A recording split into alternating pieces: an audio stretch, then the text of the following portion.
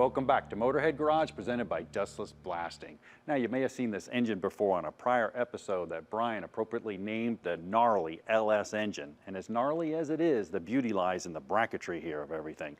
So we have Brent back with us from Dirty Dingo Motorsports. Brent, this is awesome. I mean, LS swaps, engine swaps, I mean, they're huge today. But somebody like myself, man, a couple of factors, you know, I want it to work. So I want the serpentine belt to work. I don't want to manufacture anything, and I want the creature comforts, AC, power steering.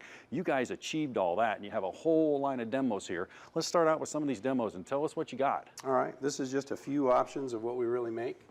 This is our narrow line of our street rod versions. We squeeze everything close together for narrow hood lines.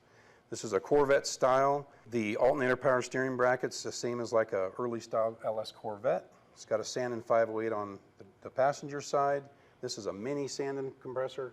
And that's neat because, you know, every hot rod has a different hood configuration, a different engine size and engine compartment. So you can see the difference between the narrow configuration and the wide. Correct.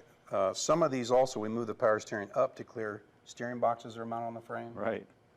What about the next setup? What's this for? This is our 8-rib CTSV LSA setup.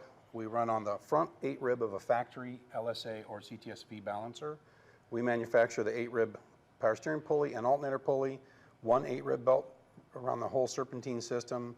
That's a special supercharger Sandin 508 bracket that we make specifically for supercharging.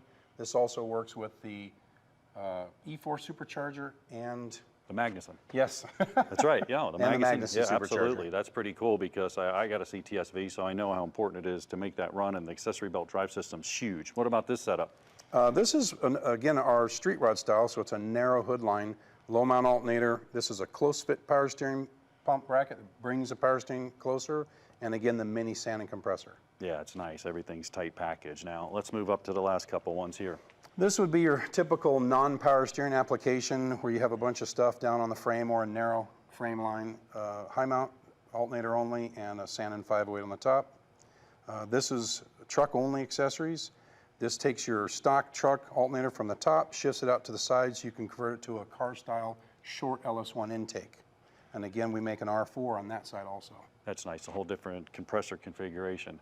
Now, Brent, I know how important it is, and a lot of our viewers do. I mean, accessory belt drive systems, we're talking about driving everything with one huge serpentine belt. Correct. Alignment is key, man. I mean, you can shred a belt in minutes if this stuff's not aligned. Tell us about the bracketry system where I don't want to go in here, man. I don't want to shim stuff in like that. I want it to work, and I want the belt to last. So all of our brackets, we start with half-inch thick 6061 T6 billet. We face it, punch all the holes in it, profile it, flip it over, cam lock it in a jig, and then cut it to 3/8 thick. So all the brackets are extremely precision. They're very flat. All the billet spacers are all CNC lathe cut. They're all within half a thousandths of each other. All the bolts in all of our kits are grade 8 zinc coated Allen bolts. We laser align everything. There's no shims in our kit. That's the beauty of it. I mean, when we put it on there, it's going to match up. Everything's going to work well. Accessory belt drive system, tensioner, and everything's all bolted up. Correct. You guys also make some motor mounts. So with the little TV magic, let's check them out on the other side. All right.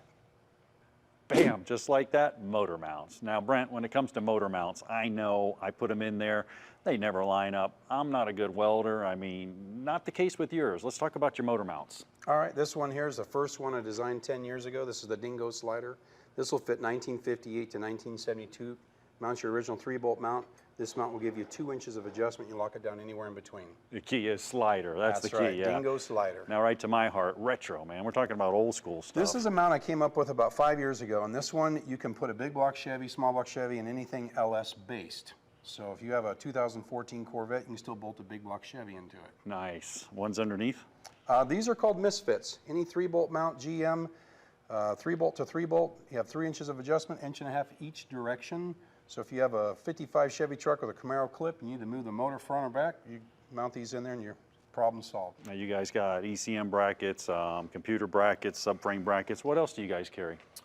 We do a lot of stuff with Gen 5 LT also, front billet accessory drives and motor mounts, adjustable motor mounts. We also make a PCM mount for the Gen 5 PCM.